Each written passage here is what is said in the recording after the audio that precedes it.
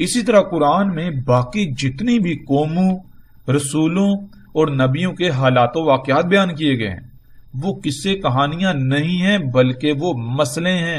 اللہ سبحانہ و تعالیٰ نے وہ موجودہ انسانوں کے، موجودہ اقوام، موجودہ قوم جو ہے اسی کے، موجودہ امت کے انہی کے حالات و واقعات بیان کیے، لیکن مسئلوں سے بیان کیے، ہر پہلو سے انہی کی حقیقت کو، جو یہ کر رہے ہیں، جو یہ کریں گے، جو ان کے نتائج نکلنے ہیں، جو ان کو جس چیز کا سامنا کرنا، وہ ہر پہلو سے اللہ تعالیٰ سامنے لے آئے، مسئلوں سے، فوٹو کاپیوں سے۔ ماضی میں بہت کچھ ہوا، اس میں اللہ سبحانہ و تعالیٰ نے صرف وہ بیان کیا جو آئندہ ہونا تھا، قرآن کے نزول سے لے کر ساتھ کے قیام تک۔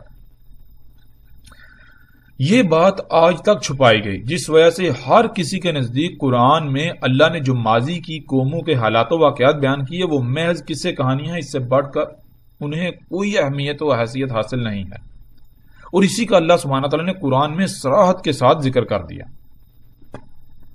کہ اللہ سبحانہ تعالیٰ نے قرآن میں مسئلے بیان کی، لیکن ان کا معاملہ کیا ہے، یہ آگے سے کیا کہتے ہیں، یعنی کہ یہ جو انسان ہے، ظاہر ہے ہم نے جب ان آیات میں دیکھا تو ان آیات میں اللہ تعالیٰ کیا کہہ رہے ہیں، اللہ تعالیٰ یہ کہہ رہے ہیں کہ اور تحقیق، یعنی تم اپنے گھوڑے دوڑا لو، تم جتنی جتنا تحقیقات کر لو، نتیجہ یہی نکلے گا ہم نے انسانوں کے لیے اس قرآن میں ہر پہلو ان کے سامنے ہم لے آئے، ہر پہلو جو ان کے ساتھ ہونا تھا، جو انہوں نے کرنا تھا، جو بھی ان کو ہدایات درکار ہیں، ہر پہلو ہم ان کے سامنے لے، مسئلوں سے لے آئے، فوٹو کاپیوں سے لے آئے، لیکن حقیقت کیا، حقیقت یہ فابا، پس انکار کر دیا اکثر الناس، انسانوں کی اکثریت نے اس بات کا انکار کر دیا کہ اللہ نے قرآن میں مسئلوں سے بیان کیا ہے، نہیں بلکہ یہ تو قصے کہانیاں ہیں، مسئلے تو ہیں ہی نہیں۔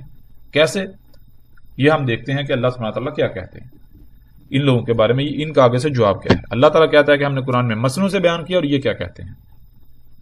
قرآن میں 9 مقامات پر اس بات کا ذکر ہے، 9 مقامات پر، ان 9 مقامات پر کیا ہے، یہی بات ہے، یہی چیز کہ جب ان کے سامنے اللہ کی آیات کو رکھا جاتا ہے، کھولا جاتا ہے، تو بجائے اس کے کہ یہ ان کو تسلیم کر لیں، مان لیں کہ یہ اللہ نے مسئلے بیان کیے، یہ پہلی قوموں کے قصے کہانیاں نہیں، لیکن ان کا معاملہ کہ یہ آگے سے جھگڑا ہی کرتے ہیں۔ سورہ الانعام کی آیت نمبر 25 آپ دیکھ رہے ہیں، اس میں کیا ہے، وَإِن يَرَوْا كُلَّ آيَاتٍ لَا يُؤْمِنُوا بِهَا حَتَّى إِذَا جَاءُوكَ يُجَادِلُونَكَ يَقُولُ الَّذِينَ كَفَرُوا إِنْ هَٰذَا إِلَّا أَسَاطِيرُ الْأَوَّلِينَ۔ اب اس سے بڑھ کر اور بات کیا ہو سکتی ہے، یعنی کہ اللہ سبحانہ تعالیٰ کیا کہہ رہے ہیں، وَإِن، اور اگر یارو دیکھ لیں، کُلَّ آیَاتٍ، تمام کی تمام آیات، تمام کی تمام آیات، اللہ سبحانہ تعالیٰ نے قرآن میں جن آیات کا ذکر کیا، کون سی آیات کا ذکر کیا، آسمانوں اور زمینوں میں، کائنات میں چھیڑ چھاڑ نہ کرو، پنگے نہ لو، فطرت کے اندر تبدیلی نہ کرو، فطرت کو نہ بدلو ورنہ یہ ہوگا وہ ہوگا، آسمان پھٹ جائے گا، زلزلے آئیں گے، طوفان آئیں گے۔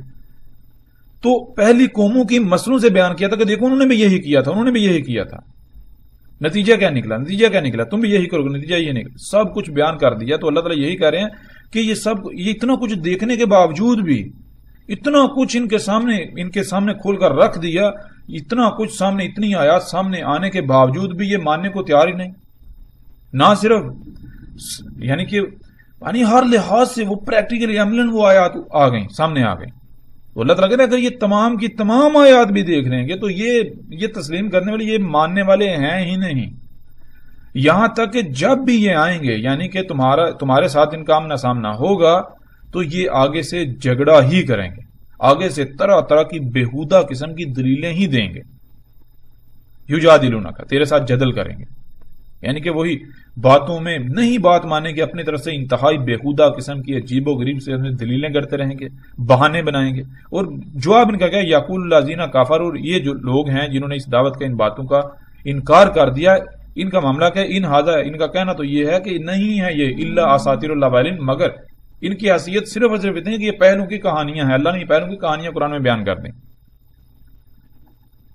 اسی طرح آگے جب دیکھیں وَإِذَا تُتْلَىٰ عَلَيْهِمْ، سورہ انفال کی آیت نمبر 31، وَإِذَا تُتْلَىٰ عَلَيْهِمْ آیَاتُنَا قَالُوا قَدْ سَمِعْنَا لَوْ نَشَاءُ لَقُلْنَا مِثْلَ هَٰذَا إِنَّ هَٰذَا إِلَّا أَسَاطِيرُ الْأَوَّلِينَ۔ یہاں بھی پھر وہی بات، اس طرح آگے جتنی بھی آیات ہیں، آگے جائیں آپ سورہ نحل کی آیت نمبر 24، وَإِذَا قِيلَ لَهُمْ مَاذَا أَنزَلَ رَبُّكُمْ قَالُوا أَسَاطِيرُ الْأَوَّلِينَ، یعنی کہ جب ان کو کہا جاتا ہے، جب ان کو کہا گیا تھا، ان کو کہا جاتا ہے لہم، ان کو، ماذا، جو کچھ بھی، انزلہ اتارا ہے ربکم تمہارے رب نے، وہ ان کو بتایا جاتا ہے. تو ظاہر ہے قرآن تو پہلی قوموں کے حالات و واقعات بیان کر رہا ہے، پورے کا پورا قرآن ہی اسی کے اوپر ہے. تو یہ کیا کہتے ہیں قالوا اساطیر الاولین، ان کا جواب یعنی نتیجہ رد عمل میں ان کا جواب یہ آتا ہے اساطیر الاولین پہلوں کی کہانیاں ہیں، یعنی کہ یہ آیات تو یہ تو بنی اسرائیل کی ہیں، یہ تو ان کے واقعات کو ان کے بارے میں ذکر ہو رہا ہے، یہ تو آیات ان کے لیے تھیں، یہ تو اللہ تعالیٰ ان کے بارے میں بتا رہا ہے، یہ تو ان کا قصہ بیان کر رہا ہے، یہ تو فلاں قوم کا قصہ، یہ فلاں، یہ قوم نوح کا، یہ قوم عاد کا، قوم سمود کا، یہ آل فرعون کا. تو پیچھے رہ کیا گیا. تو اسی طرح جتنی بھی آیات ہیں سکرین کے اوپر آپ کو نظر آ رہی ہیں ان میں یہی بات آپ کو ملے گی.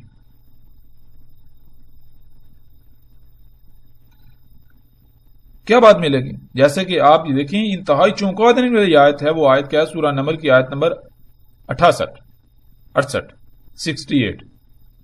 اس میں کیا ہے؟ اس میں یہ ہے کہ لقد وعدنا، تحقیق کے، یعنی کہ تم الٹا یہ کہہ رہے ہیں جو دعوت دے رہا ہے اس کو کہہ رہے ہیں، یعنی کہ الٹا اللہ کو یہ کہہ رہے ہیں، اللہ کے نمائندوں کو، اللہ کے بھیجوں کو یہ کہہ رہے ہیں، جو ان کو اللہ کی طرف دعوت دے رہے ہیں ان کو یہ جواب دیتے ہیں الٹا کہ تم تحقیق کر رہو الٹا. کیا وہ اتنا وعدہ کیا ہاذا یہ نحنو، ہمارے اباؤنا، ہمارے جو ابا تھے جن کو یہ آج سلف صالحین سلف کے نعرے لگاتے ہیں، انہوں نے ہمارے ساتھ اس چیز کا وعدہ کیا ہے. کیا وعدہ کیا ہے؟ من قبل، اس سے پہلے، ان نہیں ہے، ہاذا یہ سب کچھ، الا اساطیر الاولین مگر پہلوں کی کہانیاں، یعنی کہ تم ہمارے جو سلف ہیں، جو ہمارے آباء و اجداد ہیں، ان کا لٹریچر اٹھا کر دیکھ لو.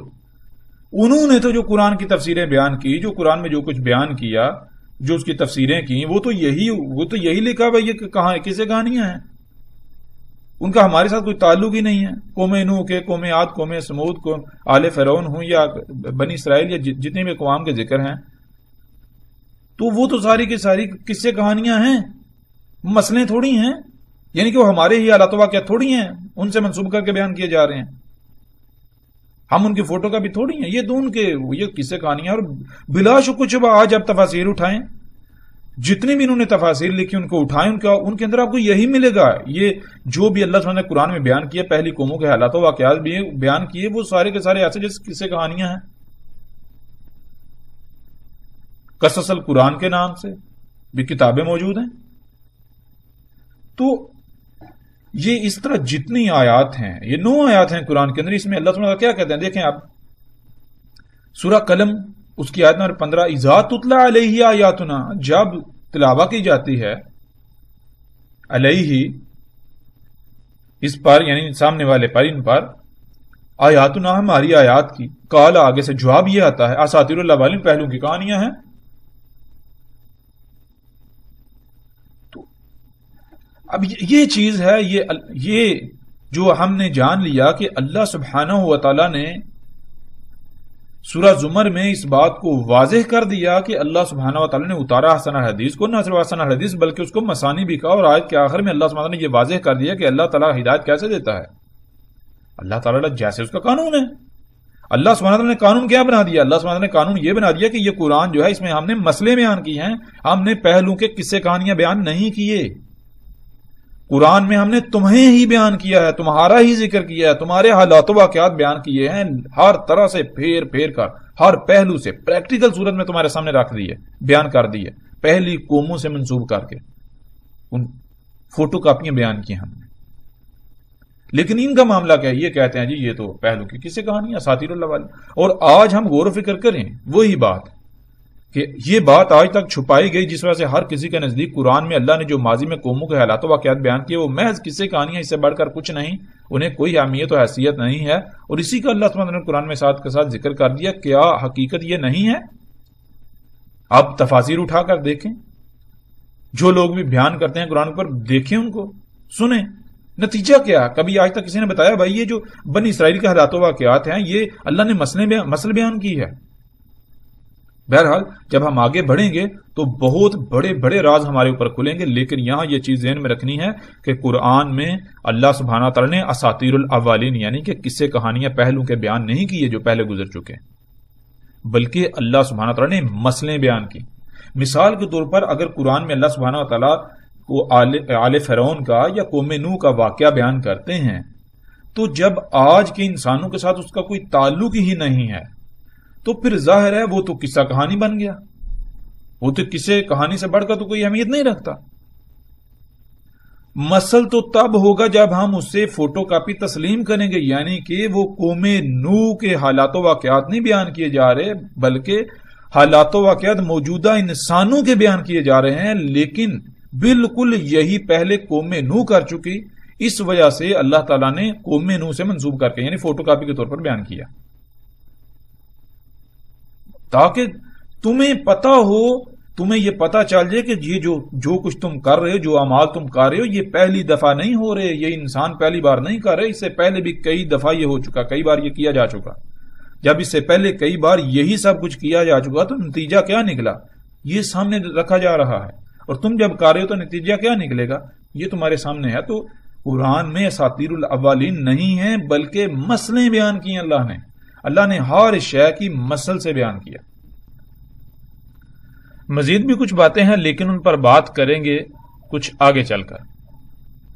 یہاں ان کا بیان کرنا نہ تو مشکل ہے اور نہ ہی مفید ثابت ہوگا، اس لیے کیونکہ جب تک بیان کی گئی باتوں کو مد نظر رکھتے ہوئے ہم قرآن پر کچھ بات نہیں کر لیتے تب تک ان باتوں کی وضاحت کو سمجھنا مشکل ہوگا۔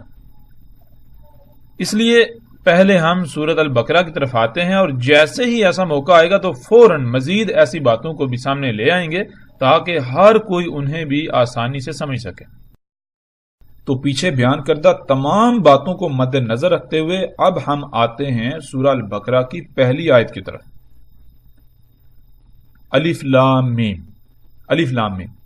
اسی مقام پر اس کا فیصلہ کرنا آسان نہیں ہے، لیکن یعنی اسی مقام پر اس بات کا فیصلہ کرنا آسان نہیں ہے کہ الف لام میم کیا ہے، لیکن ایک بات تو طے ہے کہ جب قرآن الحکیم ہے اور مسانی بھی ہے تو ایسا ممکن ہی نہیں ہے کہ یہ آیت نہ کھلے، اس آیت کا اللہ سبحانہ تعالیٰ کے اتارنے کا کوئی نہ کوئی مقصد نہ ہو۔ جیسے اگر کہیں 2 لکھا ہو تو اس بات کی خبر یعنی 2 کی سمجھ نہ آئے تو اس بات کی خبر اس کے آگے یا اس کے پیچھے والا ہنسا دے دیتا ہے۔ جیسے اگر کہیں 2 لکھا ہو تو اس بات کی خبر دے دیتا ہے کہ اس سے پہلے یا اس کے بعد کیا آتا ہے، یعنی اس سے پہلے کیا آتا ہے اور اس کے بعد کیا آئے گا۔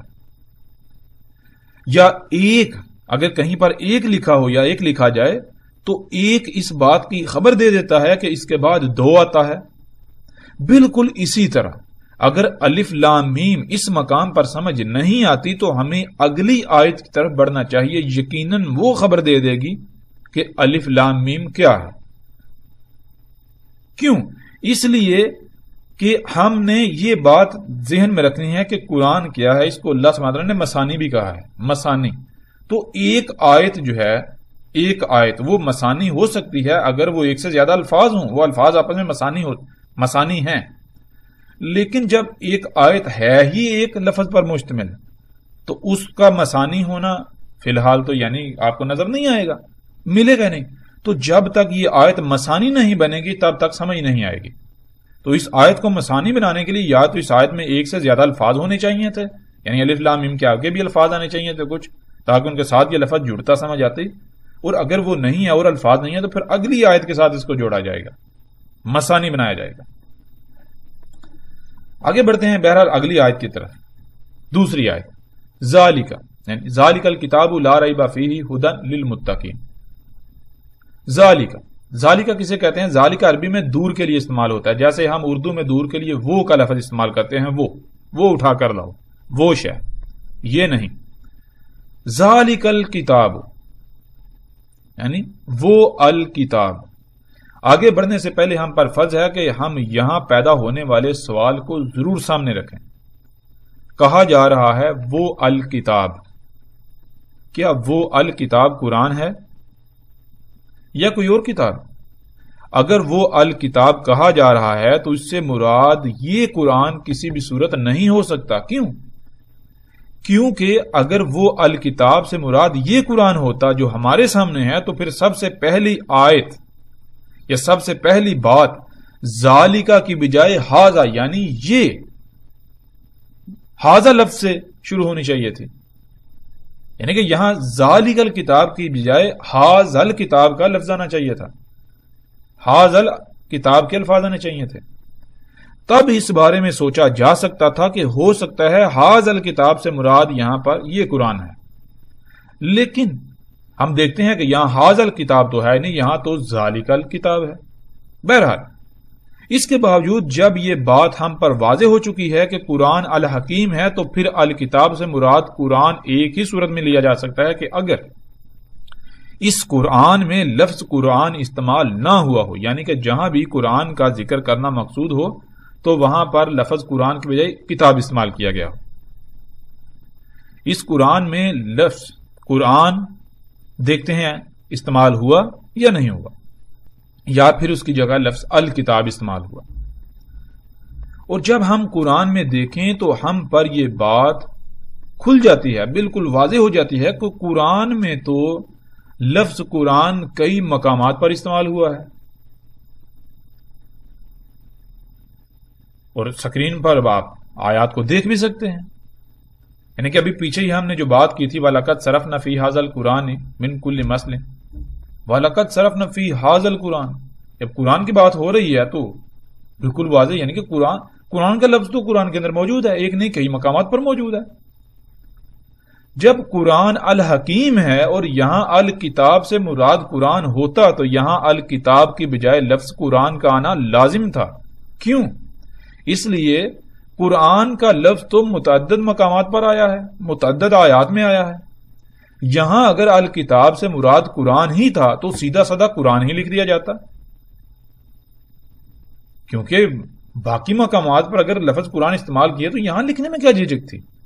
لیکن ہم جان چکے ہیں کہ قرآن الحکیم ہے، یعنی اللہ سبحانہ وتعالی نے جو الفاظ جہاں جہاں جیسے جیسے جس فرق کے ساتھ بیان کیے استعمال کیے، ان میں رائے برابر بھی کوئی کمی زیادتی تبدیلی ممکن نہیں ہے. ہم الفاظ کو نہیں بدل سکتے. ہمیں یہ جاننا پڑے گا کہ یہاں یہ فرق رکھا گیا تو کیوں رکھا گیا. جب تک ہم وہ فرق نہیں سمجھیں گے تب تک ہمیں ہدایت نہیں ملے گی، ہم حقیقت تک نہیں پہنچ سکیں گے. ہم جان چکے ہیں کہ قرآن الحکیم ہے تو پھر یہ کسی بھی صورت ممکن نہیں ہے کہ قرآن کے الفاظ میں رائے برابر بھی کوئی رد و بدل کریں، ورنہ قرآن کے الحکیم ہونے کا کفر ہوگا. پھر جب ہم قرآن میں لفظ قرآن تلاش کریں تو ہمیں قرآن میں مختلف مقامات پر، یہاں تک کہ ایک ہی آیت میں لفظ قرآن اور الکتاب دونوں کا ذکر ملتا ہے، جیسا کہ آیات میں آپ دیکھ سکتے ہیں.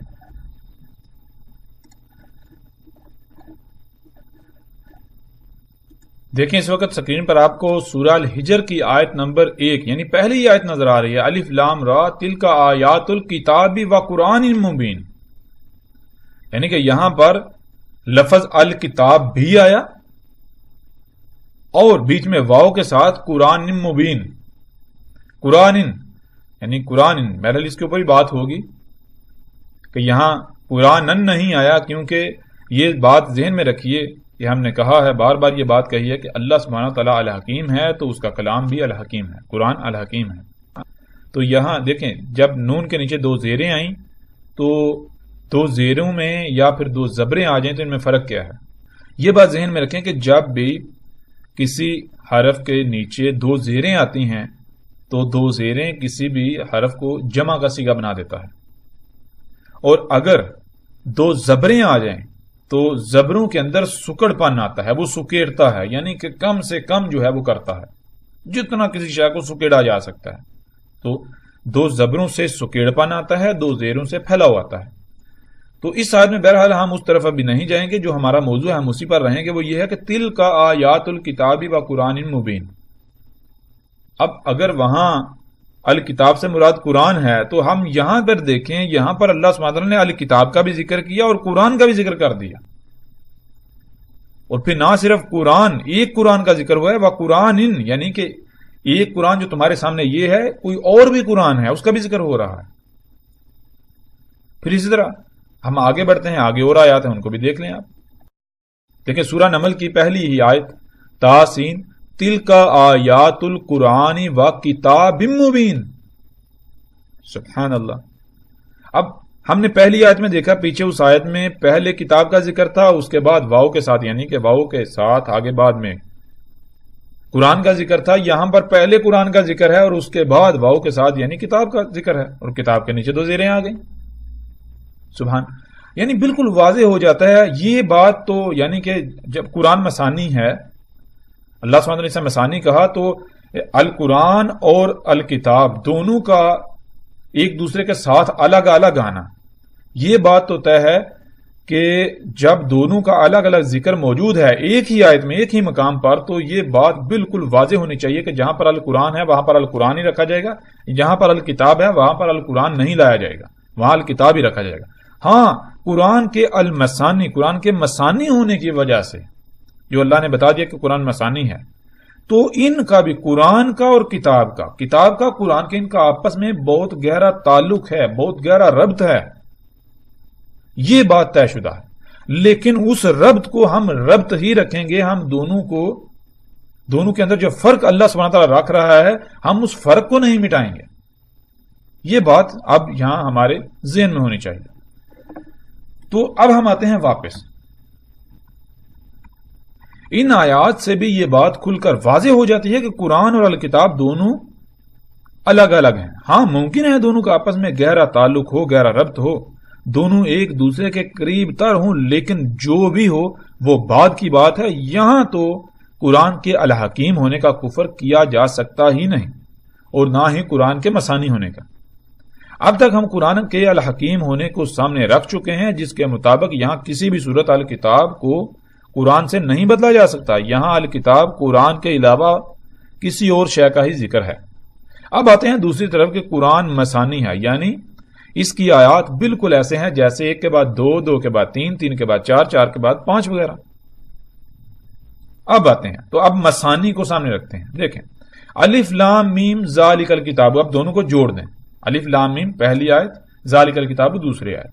اور ایک بات اور ذہن میں رکھیں، وہ یہ کہ قرآن میں جو آیات کی نمبرنگ ہے، یعنی کہ آپ ایک آیت، دوسری آیت، تیسری آیت، آیت نمبر 4، 5، 6، جب قرآن شروع میں جمع یعنی کہ قرآن کو اکٹھا کیا گیا، لکھا گیا، کتابی شکل دی گئی، تو تب آیات کے نمبر نہیں لگائے گئے. یہ آیات کی نمبرنگ بہت بعد میں جا کر ہوئی. اور یہ آیات کی نمبرنگ جو ہوئی یہ قرآن کا حصہ نہیں ہے. قرآن کی یہ آیات کی نمبرنگ صرف اس لیے کی گئی تاکہ آیات کی پہچان ہو سکے، ان کی تلاش آسانی سے کی جا سکے. لیکن اب کسی کو یہ علم ہی نہیں تھا، شعور ہی نہیں تھا کہ کل کو یہ جو نمبرنگ ہے اس کی وجہ سے اور یعنی کہ مسائل کا سامنا کرنا پڑے گا. مثال کے طور پر جب آج لوگ قرآن میں نمبرنگ دیکھتے ہیں، یعنی یہ پہلی آیت، دوسری آیت، تیسری آیت، تو وہ آیات کو الگ الگ کر دیتے ہیں، توڑ موڑ دیتے ہیں. یعنی کہ پہلی آیت الگ شے ہے، دوسری آیت الگ شے ہے، تیسری آیت الگ شے ہے. ایسا نہیں ہے. تو نمبر لگائے گئے بعد میں، بہت بعد میں جا کر آیات کی پہچان کے لیے، ان کی تلاش کو آسان بنانے کے لیے. نمبر لگانے کا مقصد قطعاً یہ نہیں ہے، نمبرنگ کا مقصد قطعاً یہ نہیں ہے کہ یہ الگ آیت ہے، اگلی آیت الگ ہے، اس سے اگلی الگ ہے. نہیں، یہ بہت بڑا نقصان دہ معاملہ ثابت ہوا. نمبرنگ کے ساتھ یہ بات واضح کرنی چاہیے تھی. ہو سکتا ہے جنہوں نے لگائے، جنہوں نے نمبرنگ کی، انہوں نے کی ہو، بعد میں چھپا دی ہوئی بات. لیکن اب یہ بات ذہن میں رکھیں کہ نمبرنگ جو ہے وہ قرآن کا حصہ نہیں ہے. کہ آیت جو ہے یہ آیت نمبر 1 ہے، 2 ہے، 3 ہے، یہ جو 1، 2، 3 یہ نمبرنگ جو ہے یہ قرآن کا حصہ نہیں ہے. جب نمبرنگ آپ ہٹا دیں گے تب قرآن مسانی بنے گا. اسی کا اللہ سبحانہ وتعالی نے قرآن میں ذکر کیا تھا.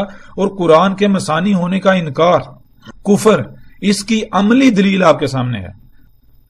عملاً یہ بات آپ کے سامنے ہے کہ قرآن میں یہ جو نمبرنگ کی گئی، یہ نمبرنگ جو ہے اس نے قرآن کے المسانی ہونے کو چھپا کے رکھ دیا.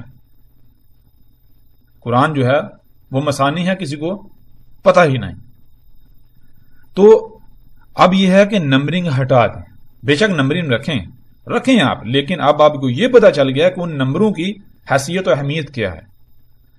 قرآن جو ہے یہ مسانی ہے، اس کی آیات جو ہیں وہ مسانی ہیں. پہلی آیت اور دوسری آیت بالکل ایسے جیسے 1 کے بعد 2 آتا ہے. اب ہم ان آیات کو، پہلی اور دوسری آیات جو دونوں آیات ہیں، ان کو مسانی بنائیں گے، یعنی آپس میں جوڑیں گے. جیسے 1 کے ساتھ 2 جڑتا ہے، جیسے ایک پرزہ کسی دوسرے مشروط پرزے کے ساتھ جڑتا ہے. الف لام میم ذالک الکتاب، الف لام میم وہ کتاب ہے. ہم جب ان دونوں آیات کو مثانی بنائے جس سے ان کا آپس میں ربط قائم ہو جائے تو ساری کی ساری بات کھل کر سامنے آ جاتی ہے. کسی قسم کا کوئی شک و شبہ نہیں رہتا کہ الف لام میم کیا ہے. دونوں آیات کو مثانی بنائیں یعنی آپس میں ملا کر دیکھیں، ملا کر پڑھیں تو بات کھل کر سامنے آ جاتی ہے. الف لام میم وہ کتاب ہے، یعنی یہاں جس کتاب کا ذکر ہو رہا ہے وہ کتاب ہی الف لام میم ہے.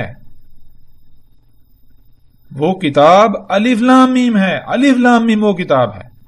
اب تک یہ بات ہم پر کھل چکی کہ الف لام میم ہے کیا؟ الف لام میم کتاب ہے. اب یہاں سوال یہ پیدا ہوتا ہے کہ وہ کتاب کہاں ہے، کیسی ہے، اس میں کیا ہے، یعنی اس سمیت باقی جتنے بھی سوالات ہیں ان تمام کے جوابات. کیونکہ یہ بات ذہن میں ہونی چاہیے کہ ذالک الکتاب الف لام میم وہ کتاب ہے. الف لام میم وہ کتاب جب کہا جا رہا ہے تو اس کا مطلب یہ نہیں کہ یہ کتاب جو ہمارے سامنے ہے جسے ہم کہتے ہیں یہ تو قرآن ہے. تو پھر الف لام میم وہ یہ دور کی طرف اشارہ ہے. تو یہ نقطہ، یہ پہلو ہر لحاظ سے ذہن میں رکھنے ہیں.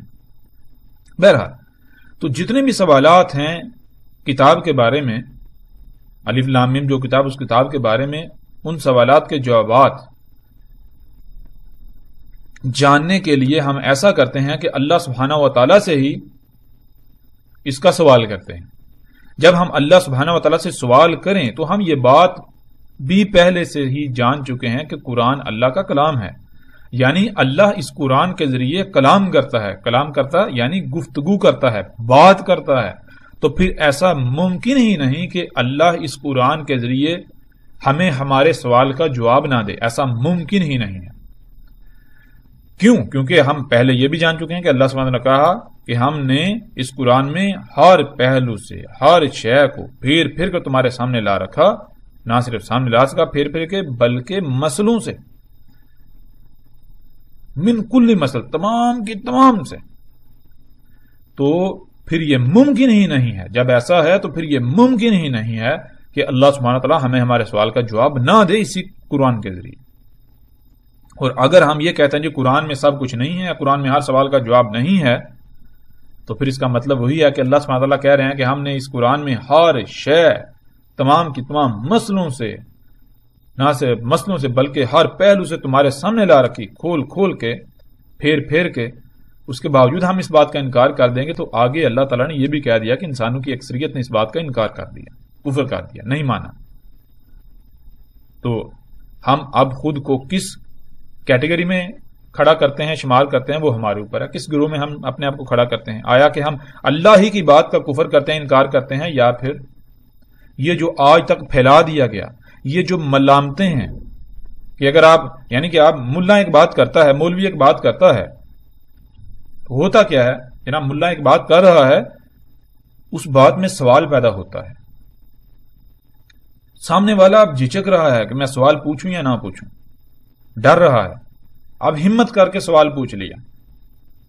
بھائی مولانا صاحب، مولوی صاحب، علامہ صاحب، شیخ صاحب، حضرت صاحب، یہ سوال ہے.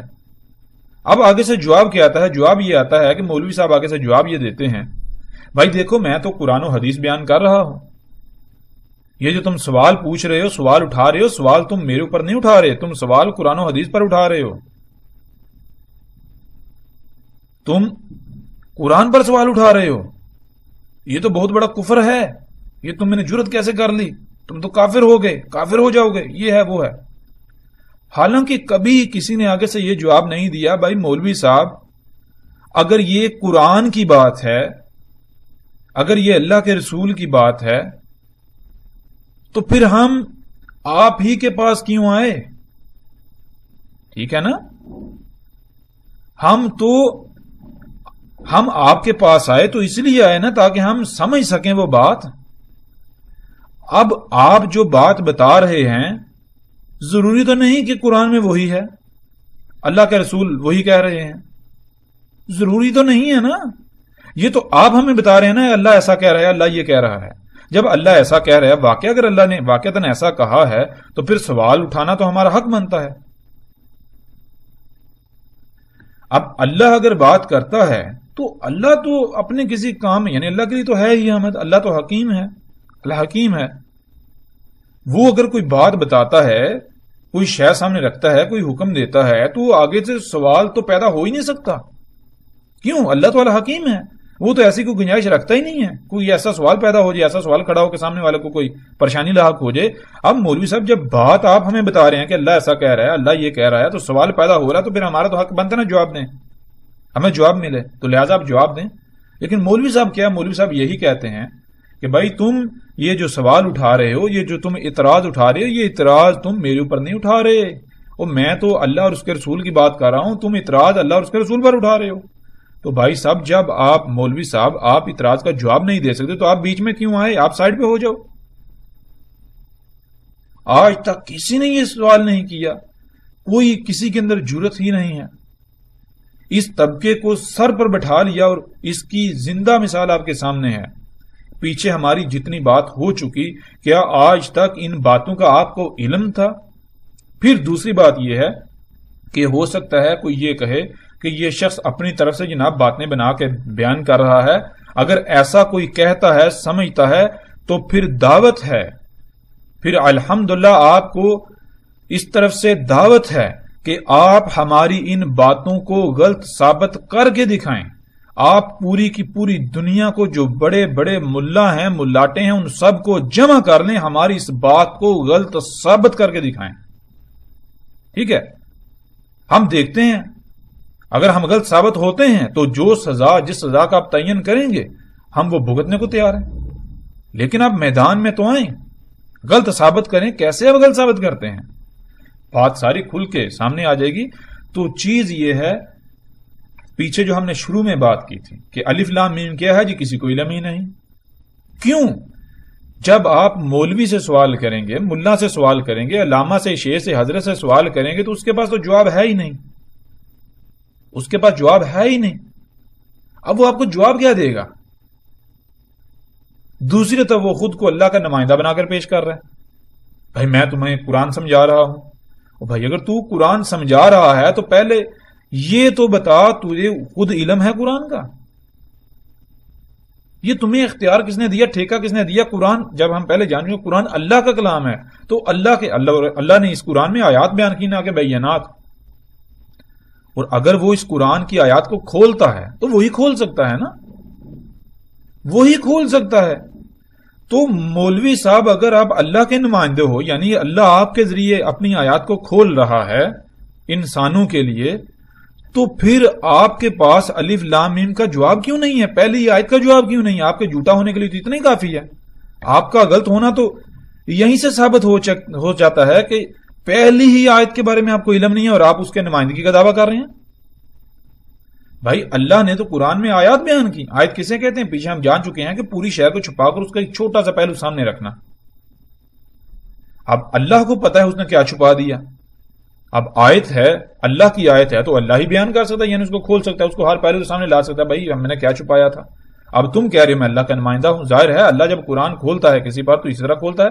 اللہ تو انسانوں میں سے، انسان جو کہ بشر ہیں، ان میں سے کسی ایک بشر کا انتخاب کرتا ہے.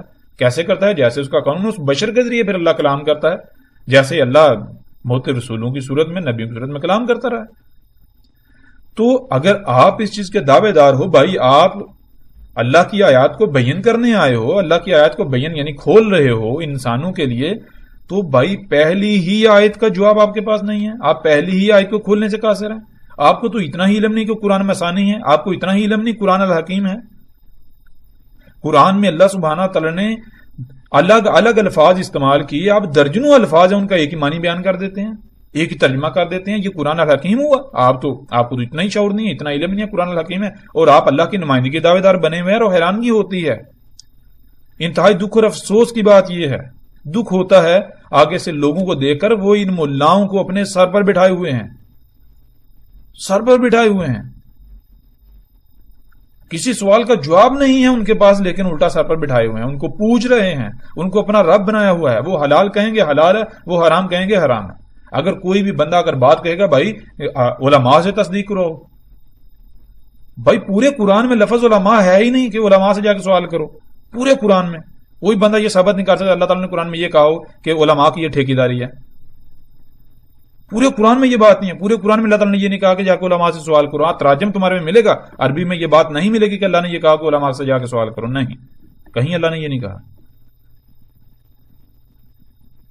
علماء مطلب ذہن میں رکھیں, یہ جو طبقہ ہے, یہ جو ملا طبقہ, ان کے بارے میں کیا اللہ سبحانہ تعالیٰ نے کہا. جیسے جیسے ہم آگے بڑھیں گے تو اللہ کے فضل سے ہر شے, ہر بات کھل کھل کر سامنے آتی چلی جائے گی. اور کوئی بھی یہاں یہ اخذ نہ کرے کہ ہم اس ملا پارٹی کے, ملا ازم کے, ان کے ذاتی دشمن ہیں, ہماری ان کے ساتھ دشمنی ہے. نہیں, ہمارا کسی فرقے سے کوئی تعلق نہیں ہے, کسی گروہ سے, کسی تنظیم سے, کسی جماعت سے, کسی بھی گروہ, تنظیم, فرقے سے, مسلک سے کوئی تعلق نہیں. بالکل کسی قسم کا کوئی تعلق نہیں. ہاں, ہم کون ہیں؟ ہم خالصتاً اللہ کے غلام ہیں, اس سے بڑھ کر ہم کچھ نہیں ہیں. ہماری حیثیت بالکل ایسے ہے جیسے مثال کے طور پر آپ کے ہاتھ میں ایک اوزار ہوتا ہے, اس اوزار سے آپ جو جی چاہے کریں. وہ اوزار خود سے کیا ہے؟ ایک بے جان پتلا ہے, ایک ٹول ہے بس. تو ہماری حیثیت بھی بالکل ایسی ہے. ہم اللہ کے غلام ہیں, اللہ کے عبد ہیں. غلام آپ جانتے ہوں گے غلام کسے کہتے ہیں. تو اس سے بڑھ کر ہمارا نہ تو کوئی تعارف ہے, نہ ہی ہوگا, نہ ہو سکتا ہے. تو لہذا کوئی بھی یہ نہ کہے کہ یہ فلاں فرقے سے تعلق رکھتا ہے, اس وجہ سے بات کر رہا ہے, فلاں سے یہ ہے, وہ ہے. تو وہ اگر آپ ایسی باتیں سوچ کر, یہ باتیں کر کے اگر آپ حق کو انکار کرنے کے لیے کوئی دلیل اخذ کریں گے, کوئی بہانہ تلاش کریں گے, بہانہ اخذ کریں گے, تو وہ آپ سوائے خسارے کے کسی شے کا سودا نہیں کریں گے. ہمارا تو کچھ بگڑنے والا نہیں. ہمیں نہ تو کوئی گروہ بنانا ہے, ہمیں نہ تو کوئی فرقہ بنانا ہے, ہمیں نہ تو آپ سے کسی قسم کے مال کی درخواست ہے, نہ ہمیں شہرت چاہیے, ہمیں کچھ بھی نہیں چاہیے. ہمارا مقصد کیا ہے؟ جب ہم یہ کہہ رہے ہیں ہم اللہ کے غلام ہیں, تو اللہ سبحانہ و تعالیٰ نے ہمارے اوپر ایک ذمہ داری عائد کی, بھائی تمہارا یہ کام ہے تو ہم نے وہ کام کرنا ہے, بات ختم. آگے سے رد عمل کیا آتا ہے اس کا ہمیں کوئی پرواہ نہیں ہے, اس کی ہمیں کوئی فکر نہیں ہے. کیوں؟ ہمیں فکر تب ہونی چاہیے جب ہم اپنی ذات کے لیے کچھ کر رہے ہوں, ہمارا ذاتی کام ہو, ہمارے ذاتی مفادات جو ہیں وہ ان کو ٹھیس پہنچ رہی ہو, ان کو ٹھیس پہنچ رہی ہو, ان کو ضد پہنچ رہی ہو. جب ایسا ہمارا ذاتی کوئی معاملہ ہے ہی نہیں تو پھر ہمیں پریشانی کس بات کی؟ بھائی جیسا جی چاہے رد عمل کا اظہار کرو, گالیاں دو, جو جی چاہے کرو, ہمیں کوئی فرق نہیں پڑتا. ہاں, فرق جسے پڑتا ہے اس سے پڑھنا چاہیے, اور اس سے فرق پڑے گا. وہ کون ہے؟ جب ہم اللہ کے غلام ہیں, اس کا کام کر رہے ہیں, تو وہ دشمنی تم ہمارے ساتھ نہیں کر رہے, وہ دشمنی تم ہمارے ساتھ نہیں کرو گے, وہ گالیاں تم ہمیں نہیں دے رہے ہو, وہ گالیاں تم اصل میں اللہ کو دے رہے ہو. ہاں, یہ ہم ضرور کہیں گے, اور یہ ہم مولویوں کی طرح نہیں کہیں گے. یہ ہم اس لیے کہیں گے, مولوی تو آپ کا منہ بند کرانے کے لیے کہتے ہیں نا, ہم منہ بند کرانے کے لیے یہ نہیں کہہ رہے. ہم تو یہ کہہ رہے ہیں کہ آپ جو بھی سوال کرو گے, آپ کے ہر سوال کا جواب کھول کر دیا جائے گا. ہم یہ نہیں کہیں گے یہ ایسا ہے, یہ ویسا ہے, علماء نے اس کے اوپر کچھ کہا نہیں, مفسرین خاموش رہے, فلاں خاموش رہا, فلاں کو علم نہیں تھا لہٰذا ہمیں بھی علم نہیں. بالکل نہیں. جب ہم یہ بات کر رہے ہیں, جب ہم اللہ کی آیات کو کھولنے کا ذمہ اٹھا رہے ہیں, آپ کے سامنے کھول رہے ہیں, تو پھر دو ہی صورتیں ہیں, یا تو ہم بھی ان ملاؤں کی طرح ہیں, یا پھر ہماری کوئی اپنی حیثیت و اہمیت کوئی نہیں ہے. ہم ایک روبوٹ کی مانند ہیں, ایک پتلے, ایک ٹول کی مانند ہیں. اس سے زیادہ ہمارا, یعنی کہ جیسے ایک مشین آپ کے ہاتھ میں ہوتی ہے, جیسے جی چاہے آپ اسے آپریٹ کریں, جیسے جی چاہے چلائیں. وہ پیچھے جو چلانے والا ہے اس سے فکر ہونی چاہیے, اسے پتا ہے وہ کیسے چلا رہا ہے, کیا کر رہا ہے, کیا نہیں کر رہا. تو ہمارا معاملہ یہ ہے. سوال آپ کرو گے, سوال وہ جب آپ کا سوال ہم سے نہیں ہے, آپ کا سوال اس ذات سے ہے. آپ کا سوال اس ذات سے ہے, اس ذات نے جواب آپ کو دینا ہے, اس ذات نے آپ کو جواب دینا ہے. دماغ میں ہماری جب کوئی حیثیت نہیں, ویلیو نہیں, تو ہمیں پریشان ہونے کی ضرورت ہی کیا ہے؟ ہمیں کسی چیز کی, کسی بات کی فکر ہی کیا ہے؟ مثال کے طور پر آپ فون کے اوپر کسی سے بات کرتے ہیں, تو جس سے آپ بات کر رہے ہوتے ہیں, کیا وہ آپ کے سامنے ہوتا ہے؟ وہ تو دور ہوتا ہے. لیکن اس کی آواز آپ کو سنا کون رہا؟ آپ کے سامنے کون ہوتا ہے جو بول رہا ہے, جو آپ کی آواز سن رہا ہے؟ آپ کے سامنے جو موجود ہوتا ہے وہ تو ایک ڈیوائس ہوتی ہے, وہ فون ہوتا ہے, کمپیوٹر ہے, انٹرنیٹ ہے, انٹرنیٹ کا آلہ ہے. تو آپ کے سامنے تو وہ ڈیوائس بول رہی ہے, وہ ڈیوائس آپ کو جواب دے رہی ہے. لیکن کیا حقیقت یہی ہے؟ حقیقت یہ نہیں ہے. وہ ڈیوائس محض ایک آلہ ہے, ایک ٹول ہے, ایک ذریعہ ہے. اصل میں پیچھے تو کوئی دوسرا ہے جو بول رہا ہے. جب آپ سوال کریں گے تو ڈیوائس کو کوئی پریشانی ہونی ہی نہیں چاہیے. وہ جو ڈیوائس ہے اس سے کوئی پریشانی ہونی ہی نہیں چاہیے. کیوں؟ کیونکہ اسے پتا ہے میں نے جواب نہیں دینا تو مجھے کس چیز کی پریشانی. جب جواب پیچھے جو بول رہا ہے اس نے دینا ہے تو ڈیوائس کو کیا پریشانی. تو پھر جیسا جی چاہے آپ سوال کریں. بھائی آپ کے موبائل کو کوئی فرق نہیں پڑتا. موبائل یہ کہے جی نہیں جی میرے کان خراب ہو گئے, میری زبان خراب ہوگی. نہیں, ایسا نہیں. آپ جو بھی بات کریں گے آپ پیچھے جو ہے اس نے جواب دینا ہے. آپ موبائل وہ جو ڈیوائس ہے اس سے بات نہیں کر رہے. تو بالکل یہی مثال ہماری ہے. تو جیسے جیسے اللہ کے فضل سے ہم آگے بڑھیں گے ویسے ویسے ہر بات ہر پہلو سے کھل کر واضح ہوتی چلی جائے گی. اب واپس ہم پلٹتے ہیں اپنے موضوع کی طرف. ہم قرآن میں دیکھتے ہیں کہ الف لام میم کا ذکر اس کے علاوہ اور کہاں کہاں آیا. جب ہم ان تمام مقامات کو سامنے رکھیں گے تو ہم پر یہ بات بھی بالکل واضح ہو جائے گی کہ الف لام میم جو کتاب ہے وہ کتاب ہے کیا. تو اس کے لیے ہمیں پھر آگے بڑھنا پڑے گا. ہم قرآن میں ایسا کرتے ہیں کہ تلاش کرتے ہیں کہ یہ جو آیت ہے الف لام میم, اس کا ذکر سورہ بقرہ کے اس مقام کے علاوہ کہاں کہاں آیا ہے. اگر اس کے علاوہ اور مقامات پر بھی یہ آیت موجود ہے تو ان مقامات کو بھی دیکھتے ہوئے وہاں بھی قرآن کے الحکیم اور مثانی ہونے کو کسی بھی صورت نظر انداز نہیں ہونے دیں گے. جب ہم ایسا کریں گے تو بغیر کسی مشکل کے حقیقت کھل کر ہمارے سامنے آ جائے گی. بالکل واضح طور پر حقیقت ہمارے سامنے آ جائے گی کہ الف لام میم جو کتاب ہے وہ کتاب کیا ہے. اور پھر ایک اور چیز ان میں رکھنی چاہیے, قرآن الحکیم ہے, الف لام میم الگ لفظ ہے اور الکتاب الگ لفظ ہے. الکتاب جو ہے اس کو الف لام میم کے ساتھ منسلک کیا جا رہا ہے, جوڑا جا رہا ہے. الف لام میم وہ کتاب ہے. تو یہ نقطہ بھی, یہ پہلو بھی ہم نے سامنے رکھنا ہے. تو ہم جب آگے اللہ کے فضل سے بڑھیں گے تو ہم پر یہ بات یعنی الف لام میم تو ہمیں پتہ چل گیا, اور اس سے آگے الکتاب جو الف لام میم جو کتاب ہے وہ کتاب کیا ہے, کیسی ہے, اس میں کیا ہے کیا نہیں ہے, سب ہمارے سامنے آ جائے گا.